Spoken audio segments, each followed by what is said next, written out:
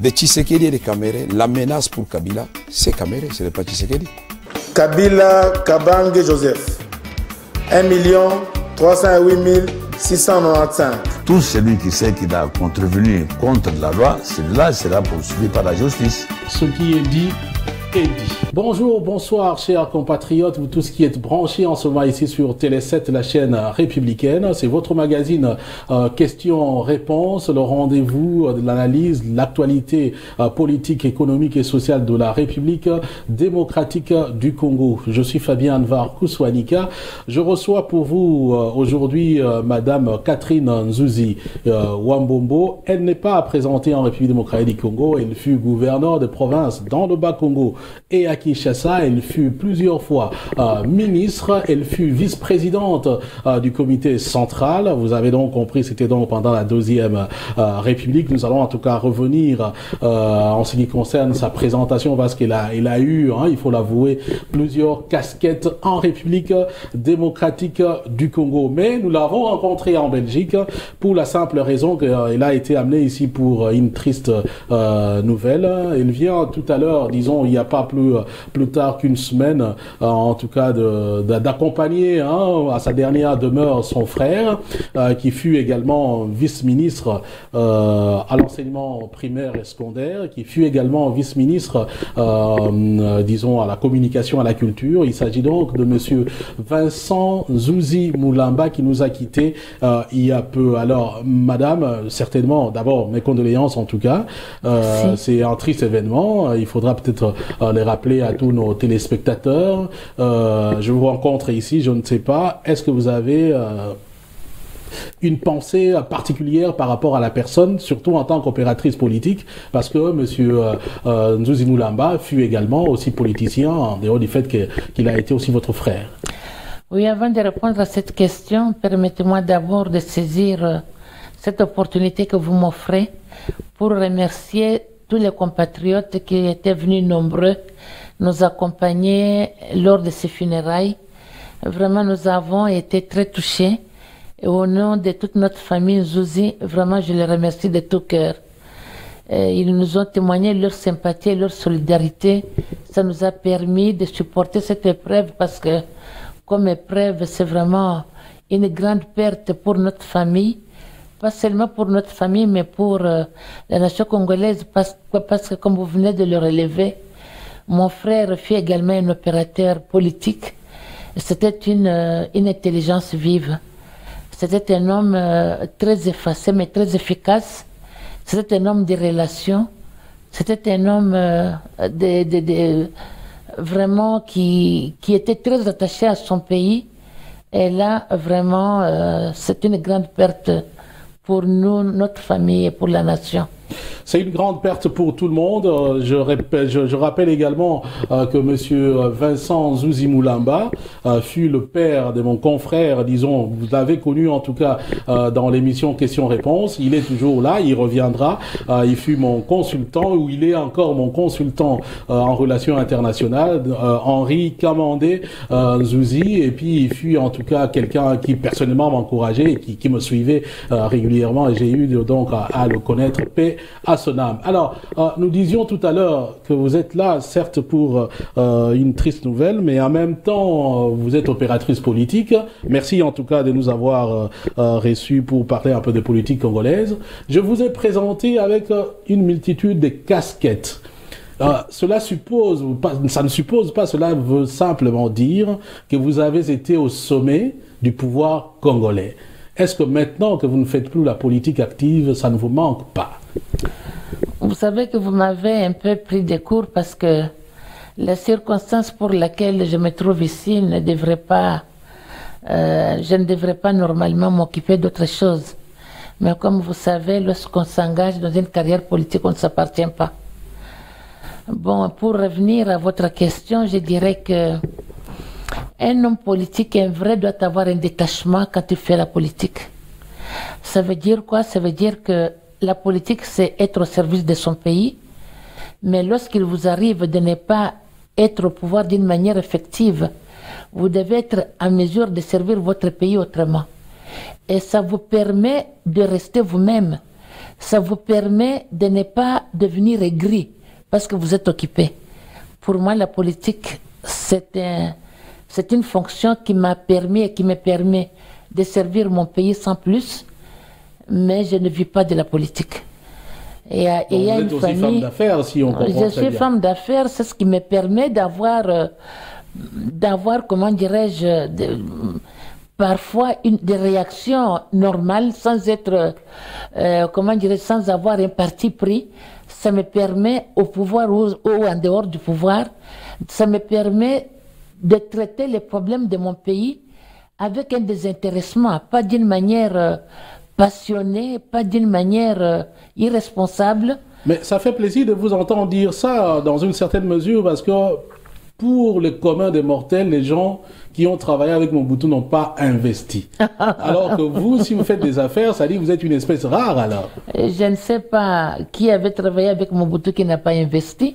Ah donc ils sont tous riches. Moi, c'est le non. Qu'est-ce que vous appelez la richesse, c'est quoi? Ah. D'après vous? C'est-à-dire être au moins à l'abri du besoin. Non, mais écoutez, ça fait 40 ans que j'ai travaillé. Je pense que si je ne peux pas me permettre d'être à l'abri du besoin, ça veut dire me permettre de prendre une tasse de café quand j'en ai envie, me permettre de prendre les sodas quand j'en ai envie, c'est que je n'ai rien compris de la vie. Et je ne pense pas qu'à mon âge, je peux être cité parmi les personnes qui n'ont rien compris de la vie. Donc je pense que lorsqu'on est responsable et qu'on a des responsabilités de famille, il faut toujours penser au lendemain. Si on ne le fait pas, c'est un tort. Ah, très bien. Alors, revenons un peu à la politique. Nous sommes au mois de juin. Il n'y a pas plus tard que quelques semaines, nous étions, même quelques jours, on va dire, nous étions au mois de mai. Et le mois de mai, pour une personne, comme je l'ai dit, qui a travaillé avec M. Mobutu, c'est un mois quand même qui est chargé. C'était le mois de la grande fête du mouvement populaire de la Révolution. Et malheureusement aussi, c'était le mois où M. Mobutu a quitté le pouvoir, ou a été chassé du pouvoir, disons-le comme ça. Quand vous arrivez à de telles échéances, comment vous sentez-vous? Mais chassé du pouvoir par qui? Je voudrais qu'on puisse aborder ces problèmes avec une certaine responsabilité. Le président Mobutu fut pour moi un très grand président, il le restera pour notre pays. La preuve, il a fait 32 ans au pouvoir, on a eu un pays qui était respecté et envié. Et en tant que journaliste, vous êtes mieux placé pour le savoir. Et si c'était à recommencer, je vous dis que je n'hésiterai pas pour le faire. Mais d'autres vous diront peut-être que c'est lui la cause de tout ce qui nous arrive. Non, dans toute vie, dans toute œuvre humaine, il y a de positifs et il y a de négatifs. Et moi, si je vous dirais que tout était rose, je mentirais. Parce que j'ai l'habitude d'aborder les problèmes de mon pays avec une grande responsabilité. Mais il y a eu des choses qui ont été bien faites. Il y a eu des failles parce que Mobutu, c'est un homme faillible aussi. Mais lorsque Mobutu était à la tête du pays, le grand Zaïre était respecté et envié. Les gens recherchaient la compagnie des Zaïrois et la compagnie des Congolais. Ça, vous n'allez pas le démentir. Bon, 15 ans après son départ, c'est à vous à juger. Alors, c'est vrai, ce que vous dites, on vous reconnaîtra aussi le fait d'avoir assumé l'héritage de Mobutu au plus fort de la contestation, je dirais même quel terme utiliser, ou même du mépris, il faut le dire, à un certain moment. Mais vous l'avez assumé, vous avez même été présidente du Impair fait privé pendant que les autres étaient en train de fuir. Et finalement, que devient le parti du maréchal Mobutu aujourd'hui? J'assume mon passé et le présent. Je n'ai pas du tout eu un passé ennuyeux, je n'ai pas du tout eu un passé gênant. Et c'est la raison pour laquelle je n'ai pas voulu aller en exil. Si j'étais parti en exil, je n'allais pas être... je ne pense pas à l'assistance sociale. J'ai travaillé longuement et je sais que je peux facilement vivre comme je vais là où je suis. Pourquoi je n'ai pas été en exil? C'est justement pour vous démontrer que tous ceux qui ont travaillé avec Mobutu ne sont pas des diables comme vous le pensez.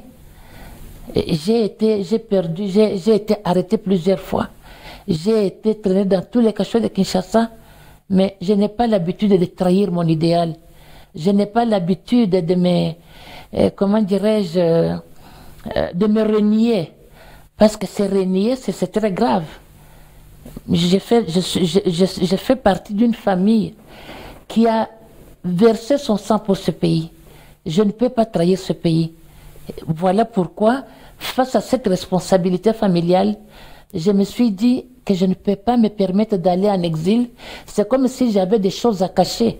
Ceux qui viennent sont des Congolais, on va s'expliquer. Et nous nous sommes expliqués. En quoi a tenu votre abnégation quand on sait qu'il y a même ses propres enfants n'ont pas, par exemple, voulu avoir l'étiquette du MPR, mais vous je ne fais pas... Tous ces enfants, il n'est pas dit que tous ces enfants étaient du MPR. L'MPR, à l'époque du parti État, était un patrimoine commun. Même vous qui parlez, vous étiez membre du MPR. Bien sûr. Voilà pourquoi il faut le parler. Vous étiez membre du MPR comme moi. Parce que même les enfants, même le fœtus, de toute façon, était membre du MPR. Effectivement. Et après, j'ai préféré continuer avec le MPR parce que c'est un parti que je connais mieux. Un parti de masse, un parti qui avait assuré l'unité de notre pays, ce qui n'est plus le cas maintenant. Donc, qu'est-ce qui devient aujourd'hui le MPR? Mais c'est un parti qui continue dans l'opposition comme tous les partis politiques. Et ce n'est pas un parti qui est mort, c'est un parti qui vit. Mais moi, j'ai préféré pour des raisons de santé. À l'époque, j'avais préféré remettre ma démission à la direction politique nationale. Parce vous avez vraiment démissionné? Mais oui, je l'ai fait. Au Congo? C'est pour vous dire qu'il y a des gens qui ont le sens de dignité et de l'honneur, et j'en fais partie. Ben voilà, Madame Zouzou Wambobo a démissionné du parti, ça n'arrive pas tous les jours. Mais autre chose qui interpelle les gens qui observent un peu la scène politique congolaise, c'était la vitesse avec laquelle certains Mobutis se sont clonés en kabylie, si on peut vous permettre un peu l'expression. Est-ce que cela ne montrait pas quelque part que le Mobutisme n'était pas réellement une vraie idéologie, mais c'était peut-être des gens qui venaient s'agglutiner pour quelques petits intérêts? Vous voyez, et c'est là peut-être aussi que vous faites exception. Vous voyez, c'est cette manière d'aborder ces problèmes qui fait que souvent la classe politique congolaise est incomprise. Moi, je ne juge pas. Les amis qui, pour des raisons qu'ils connaissent, ont décidé d'aller dans la famille politique du président Kabila, c'est de leur responsabilité. Vous n'avez pas vécu ça comme une trahison? Je ne peux pas les juger. Moi, je suis resté au MPR et j'assume. Je m'assume, je n'ai pas l'habitude, comment dirais-je, de raconter des histoires sur mes amis. Ce sont mes amis. C'est à eux à juger. Ils ont une conscience et je pense que je suis mieux placé pour juger, pour donner un jugement à leur place. Voilà, ce qui est dit, ne jugez point. C'est la parole de Madame Nzuzi Wambombo, qui est donc l'invité de notre émission Questions à réponse sur Télé 7, la chaîne républicaine. Alors maintenant, venons-en à l'actualité. Okay. Vous êtes ici pendant ce temps au pays. Je ne sais même pas, peut-être au moment où on va diffuser cette émission ici, on aura déjà connu les nouveaux animateurs de la CENI. Et une chose semble déjà acquise, c'est le retour de l'abbé Malou Malou. Pour vous, c'est une bonne nouvelle pour la République démocratique du Congo? Bon, d'abord par rapport au contexte. Le dialogue étant annoncé, je pense que, franchement, on aurait dû attendre... Ah, vous y croyez à ce dialogue? Mais j'y crois, parce que la politique est faite de dialogue. La politique est faite de concessions et de compromis. Et lorsqu'on refuse de le faire, c'est qu'on n'a rien compris. Et pour moi, on aurait dû attendre la fin du dialogue, voir qu'est-ce qui va être dit dans ce dialogue. Il y aura certainement des choses qui vont être dites autour de cette CNI. Et c'était à ce moment-là qu'on pouvait alors, en connaissance de cause, mettre en place une CNI consensuelle. Mais on a préféré mettre la charrue devant les bœufs. On va voir lorsque... Vous soupçonnez alors des agendas cachés? Je ne soupçonne rien, mais je dis que en politique on spécule. Vous venez de spéculer en annonçant que ça sera Malou Malou. Je ne sais pas si c'est une bonne chose. Je dis, il y a des indications qui l'ont annoncé. En même temps, on sent que c'est le seul qui, jusque-là, fait le poids, selon certaines indiscrétions. En voyant tout ce qui s'est passé autour des élections, et en 2006 et en 2011, je ne sais pas si ce sera une bonne chose de reconduire l'une des deux personnes qui avait, comment dirais-je, qui avait patronné ces élections. Et à votre avis, admettons que c'est cela qui arrive, quels sont les garde-fous que vous, en tant qu'opérateur politique en général, je parle, pourriez mettre en place pour justement que le travail qui sera réalisé par n'importe qui sera à la tête de la CENI soit quand même un travail dans une certaine mesure incontestable? Bon, mais comme cette fois-ci, on a demandé aux différentes composantes de désigner leurs délégués d'une manière libre, bon, j'estime que je ne vais pas, comment dirais-je, leur faire un procès d'intention. J'espère que ce sont des Congolais, ils vont quand même apprécier leurs responsabilités. Ils savent que lorsque les élections sont mal faites, lorsque les élections sont contestées, ça mène le pays dans de graves problèmes. Et j'espère que, en tant que Congolais, ils vont assumer cette responsabilité avec beaucoup de nationalisme et beaucoup d'engagement. Mais maintenant, vous, en tant qu'homme, femme politique, les faits, admettons, nous parlons ici dans la supposition que c'est M. Malou Malou, ou l'abbé Malou Malou. Il a été quand même un membre très influent au niveau du gouvernement, en termes, par exemple, de la recherche de paix à l'est de la République démocratique du Congo. Je pense qu'il faisait partie de Amani Léo, une structure comme ça. Et tout récemment, il était à Kampala, ou il est encore à Kampala, je ne sais pas, avec les négociateurs du gouvernement. Est-ce que cela ne fait pas de lui quelqu'un qui pourrait avoir un petit 2 poids 2 mesures? Mais je ne sais pas, mais je sais, en tant que catholique, je sais que Rome aurait refusé qu'on ait quelqu'un, un clergé à la tête de la CNI, bon, à moins que les choses aient changé. Donc, tant que nous n'avons pas encore vidé cette question, je me trouve mal placé pour donner un avis. Vous voulez encore douter du fait qu'il soit prêtre, alors, dans ce cas-là? Vous le dites, comme vous le dites. Voilà, c'est donc l'émission questions-réponses. Et autre fait de la politique, tout récemment, il y a eu Addis Abeba, les chefs d'État se sont retrouvés, d'ailleurs, c'est les cinquantenaires de la création de cette organisation africaine. Tout à fait. Est-ce que vous pensez que cette organisation a pu répondre aux souhaits des Africains? En tout cas, pour une fois... En tant que Mobutis aussi, vous avez aussi une part des responsabilités, hein, soit dit en passant. J'assume. Un peu comme Denis Sassou. Tout à fait. Moi, je pense que pour une fois, j'ai été fier de cette organisation. C'est-à-dire? Ça veut dire que les chefs de l'État ont eu le courage de parler des questions essentielles. J'ai fait allusion ici à la question de la CPI. Parce que moi, je ne comprenais pas... de dictature respective. Non, non. Écoutez, parfois la dictature est nécessaire. Ah. Ah oui. Parfois la dictature est nécessaire dans certains cas. Ça, je vous dirais... Bon, lorsque tu décideras à ce qu'on parle de cela, tu organiseras une émission et je serai bien disposé. Bon, revenons d'abord à Je reviens à l'OIA pour dire que les chefs de l'État, une fois, m'ont vraiment fait plaisir de soulever les questions essentielles. Parce que la question de la CPI, je me posais toujours la question pourquoi on n'en parlait pas. C'est une justice pour les riches contre les pauvres.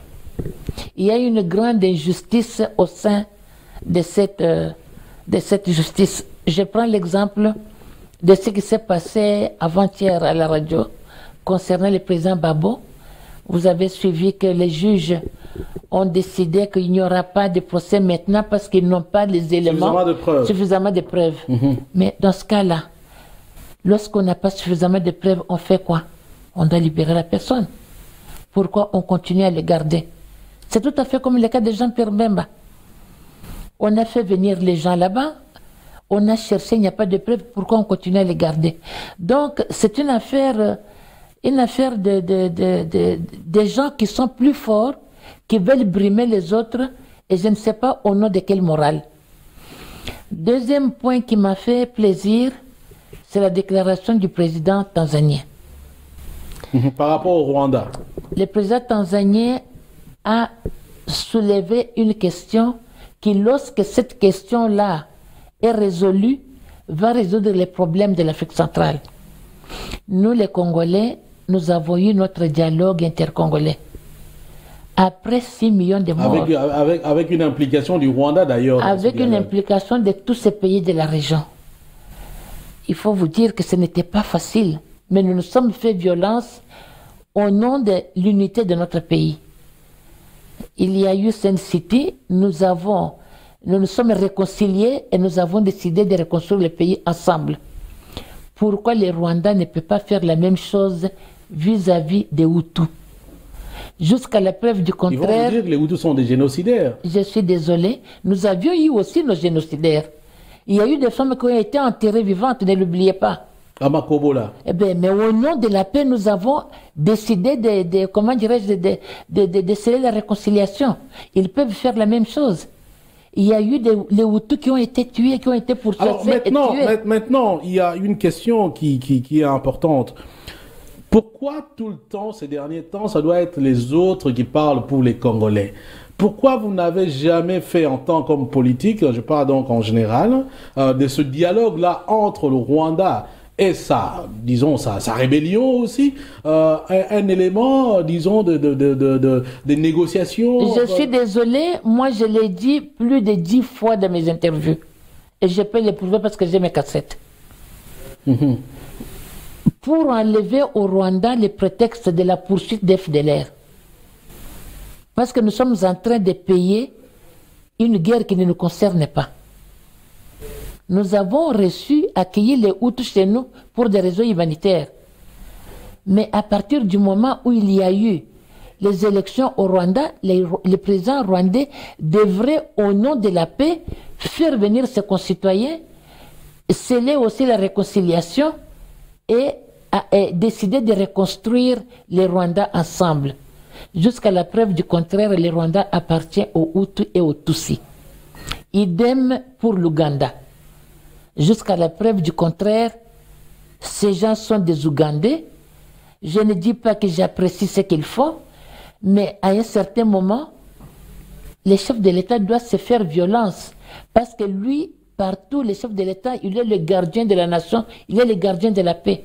Et au nom de la paix, on doit pouvoir, lorsque l'intérêt de la nation l'exige, accepter de se faire violence et favoriser la réconciliation.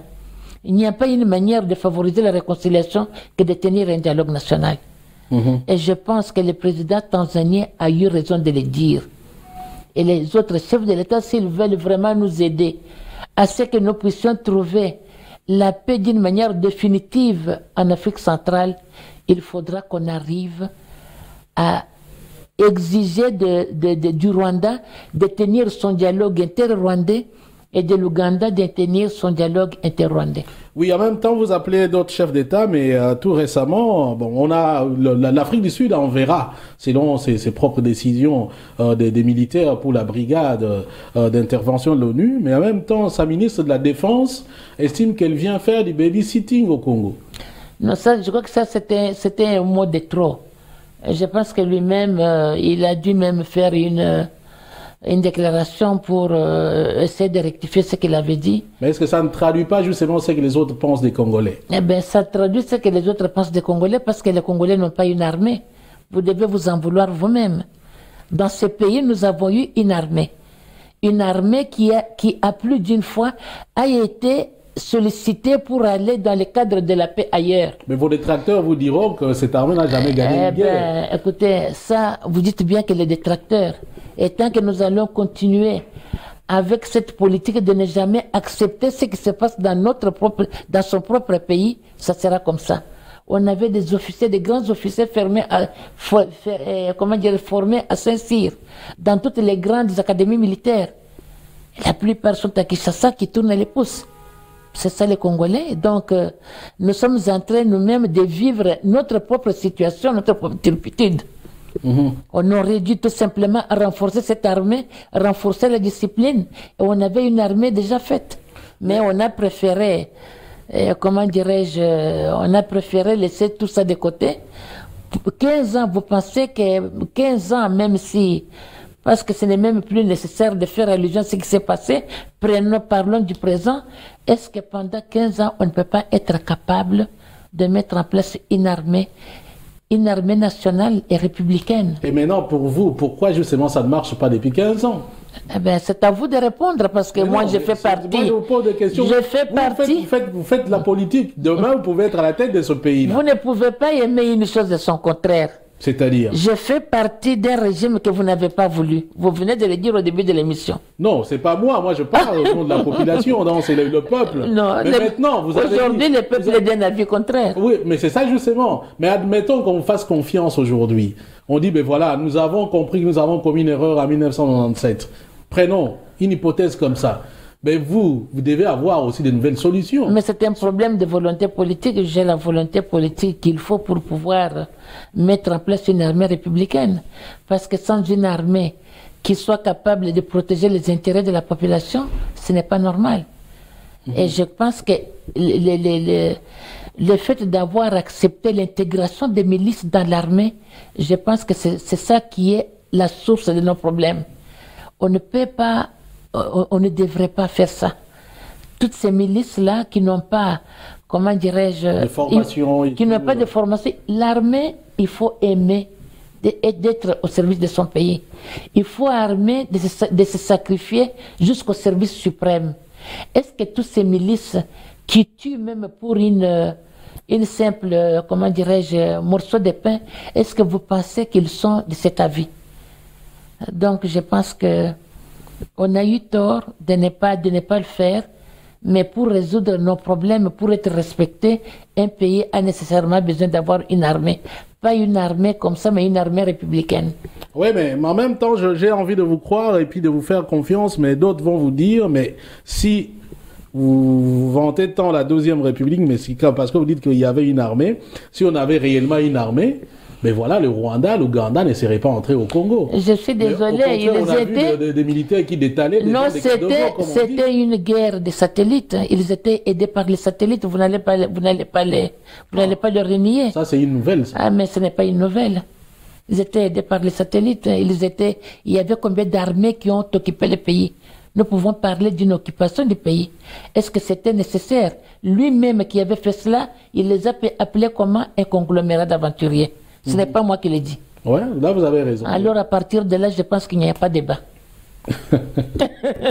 Voilà, il n'y a pas de débat, mais le débat continue sur votre émission Questions-Réponses, le rendez-vous dans lequel nous analysons l'actualité politique de la République démocratique du Congo. Et aujourd'hui, nous recevons Madame Catherine Nzuzi Wambombo. Alors, vous aimez beaucoup m'appeler Madame, mais je pense que si vous m'appelez Maman Nzuzi, c'est très bien. C'est très bien, on comprend très bien, mais maintenant, l'émission est également suivie sur le plan international.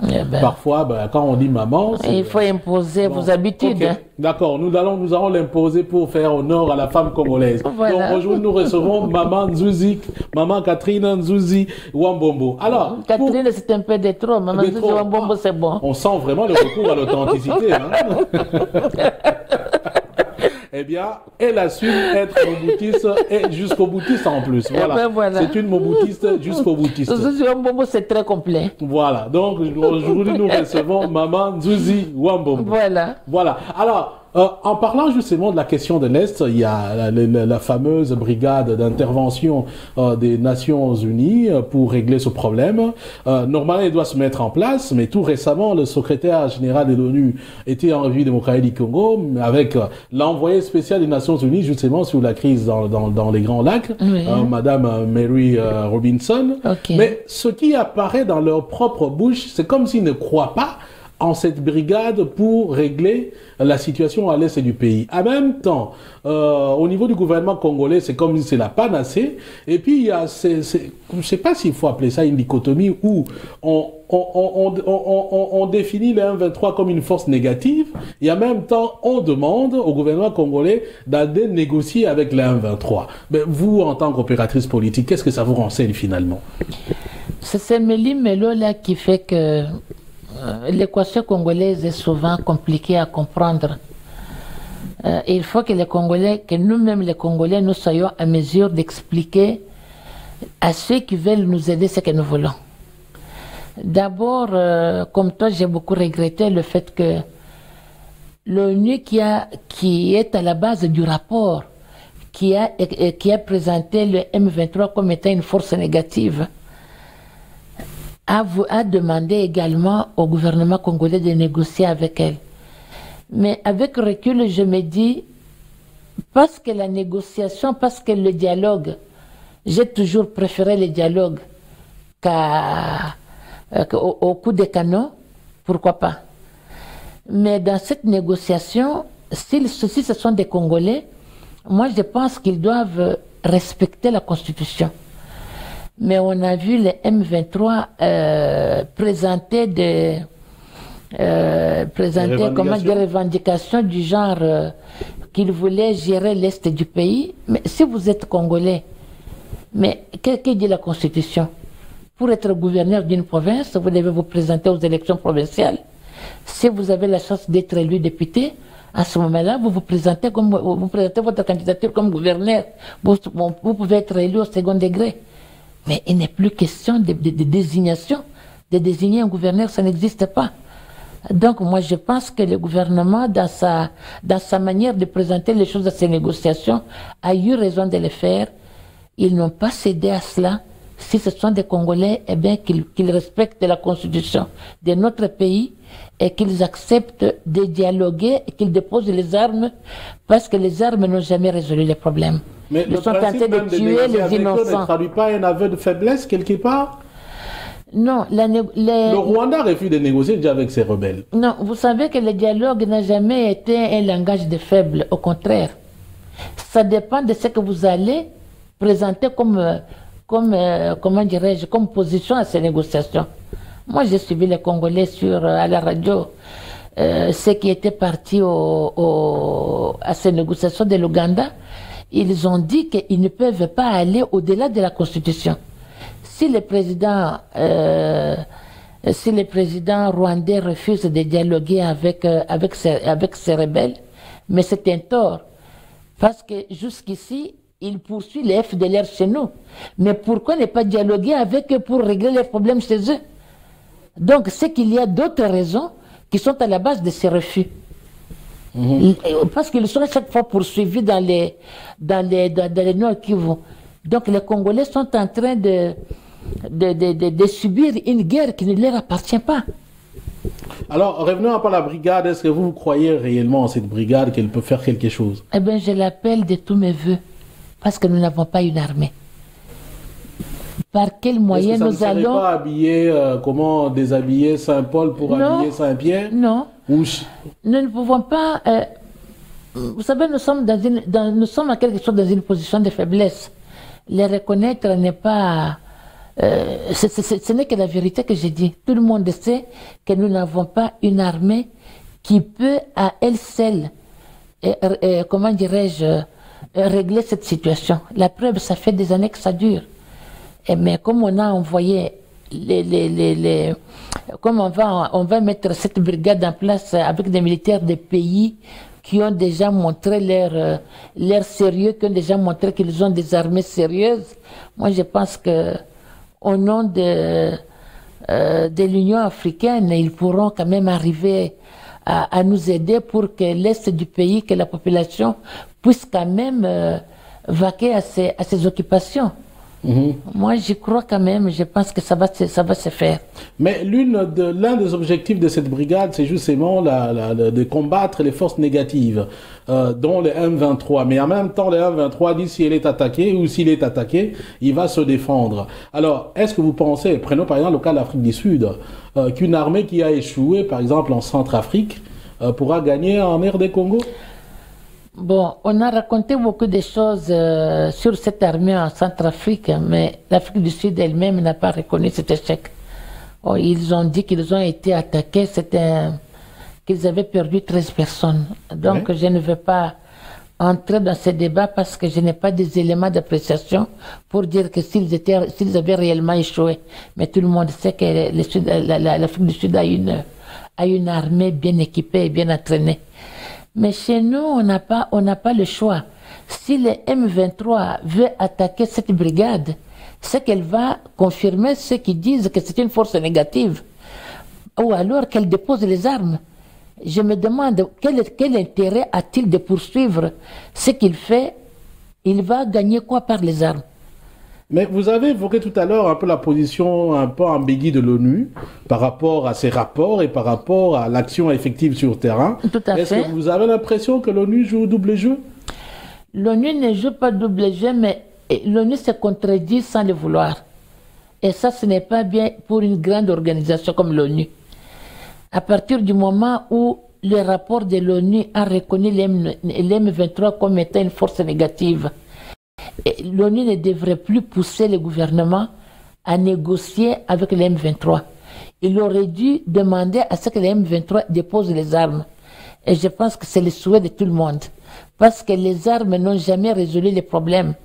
À partir du moment où, à Kampala, ils ont pu dire ce qu'ils avaient à dire, on a prévu un dialogue, si dialogue il y aura, mais ils peuvent, à partir de ces mécanismes aussi, présenter, parce que l'M23, il y a une partie qui est à Kinshasa, la CNDP, et qui est dans la famille politique du président Kabila. Donc, tout ça, c'est une nébuleuse que il n'y a que eux qui connaissent les raisons de leur existence qui peuvent les démêler. Bah maintenant, on va peut-être terminer cette émission par ces fameuses négociations. Vous avez été en Afrique du Sud, à Sun City. Oui. Finalement, pour vous, quel est le format idéal pour résoudre le problème, d'abord au niveau interne, par rapport à ces négociations? Bon, moi je pense que le tout dépendra des moyens que le gouvernement dispose pour pouvoir recevoir les délégués à ce dialogue.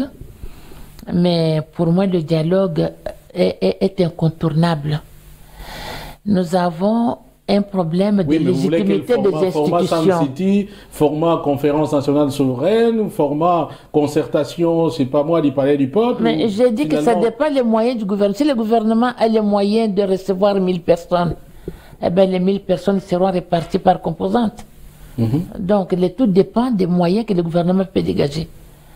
Mais si on vous dit, bon écoutez, Maman Zouziouan Bombo, nous vous donnons les moyens, nous organisons ce dialogue. Mais moi je pense que si on peut prendre 100 personnes par composante, ça ne sera pas mauvais. L'opposition politique, c'est une composante. La société civile, c'est une composante. La majorité qui gouverne, c'est une composante.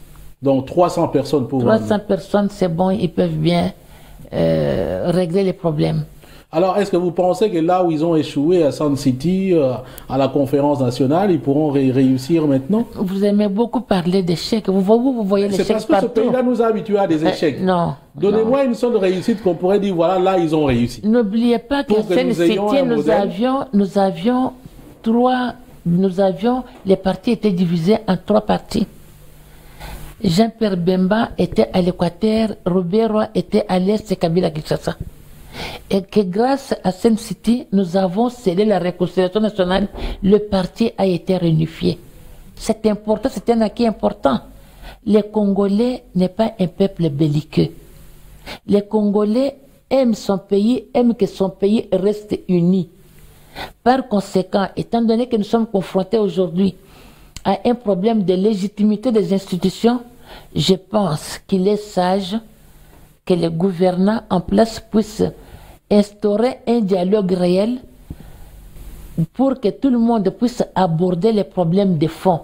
Les problèmes de fond liés à cette légitimité, les problèmes de fond liés à la sécurité, les problèmes de fond liés à la mise en place d'une vraie armée, les problèmes de fond liés aux élections, liés au recensement. Il faut quand même qu'on arrive avant les prochaines élections à savoir à combien nous sommes.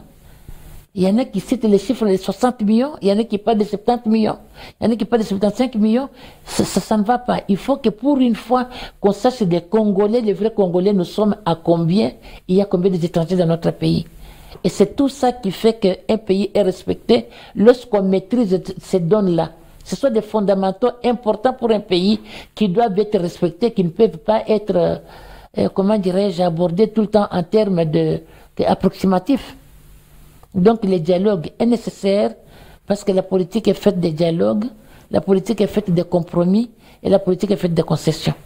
Ne vous trompez pas, c'est toujours l'émission Questions-Réponses. Notre invité aujourd'hui, c'est Maman Nzuzi Wambombo. Alors, nous allons terminer cette émission. Vous êtes quand même dans la diaspora. Très souvent, vous les hommes politiques congolais, on vous sent distant de la diaspora congolaise. Est-ce que vous aussi, quand vous arrivez ici, vous avez une certaine appréhension par rapport à tout ce que vous entendez? Non, je ne peux pas être distante de diaspora parce que la diaspora fait partie du Congo. Ce sont nos frères et nos sœurs qui, pour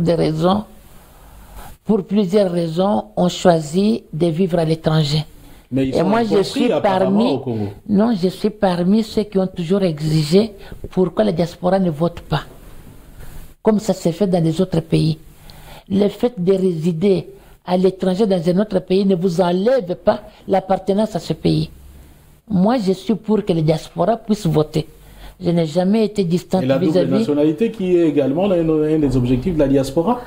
Bon, je pense que là aussi, c'est une question de... Il faut comprendre de la même manière que les nôtres qui sont à l'étranger ont acquis une autre nationalité. Ce n'est pas ça qui pourra... Le fait de détenir une double nationalité, ça ne peut pas empêcher quelqu'un d'être loyal vis-à-vis soit du pays d'accueil, soit vis-à-vis du pays d'origine. C'est un faux problème. Le tout dépend de... comment dirais-je, de l'engagement de chacun. On ne doit pas les oublier parce qu'ils sont à l'étranger. Je dis des choses comme je les sens, comme j'ai toujours soutenu. J'ai l'habitude. Pour une moboutiste, la nationalité devrait être une exclusive. Non, je pense qu'il était nécessaire quand même qu'on puisse détenir, qu'on puisse exiger, qu'on puisse détenir une seule nationalité. Vous comprenez pourquoi? Il y a eu beaucoup de gens qui se sont comment dirais-je, qui ont acquis notre nationalité par des moyens détournés. Mais nous sommes en plein 21e siècle, les choses évoluent. Et la politique est également dynamique, elle n'est pas statique. Par conséquent, nous pouvons aussi, comme le font d'autres pays, voir ce qui est de bon dans ces changements, comme vous parlez le cas de tenir une double nationalité. Moi, ça ne me dérangerait pas. Voilà, merci Maman Nzuzi Wambombo, merci Antoine d'avoir reçu. C'est moi qui vous remercie. On se retrouvera certainement une autre fois peut-être à Kinshasa. Merci à vous tous de nous avoir suivis et le rendez-vous est pris lors de la prochaine édition de votre magazine. Je réitère encore mes condoléances à Maman Nzuzi Wambombo et à mon confrère Henri Kamande Nzuzi. Eh bien, comme je disais, je vous retrouve lors de la prochaine édition et d'ici là, portez-vous très très bien. Peace and love, frères, ainsi soit-il, et ce qui est dit est dit. Et les paroles qui ont été dites ici n'engagent que les auteurs. Merci. Merci aussi. Je renouvelle mes remerciements à tous les compatriotes qui étaient venus nous consoler. Ça nous avait vraiment, vraiment touchés. Et au nom de toute la famille Nzuzi, je les remercie sincèrement. Merci, maman.